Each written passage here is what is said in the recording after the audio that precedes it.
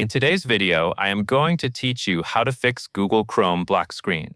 To begin, open Google Chrome on your computer. Now look in the top right corner of the Chrome window. You should see 3 vertical dots. This is the main Chrome menu. Once the menu opens, move down the list and click Settings. Chrome will open a new settings page. On the settings page, scroll down toward the bottom. Keep going until you find the section labeled System. When you find System, click on it if needed, or simply look for the option called Use Graphics Acceleration when available. This setting may also be described in some versions as Hardware Acceleration. Next, turn off the toggle next to Use Graphics Acceleration when available. Make sure the switch moves to the off position. After you turn the setting off, Chrome should show a relaunch button. This appears because Chrome needs to restart before the setting fully takes effect. Click Relaunch. Once Chrome opens again, give it a moment to load completely.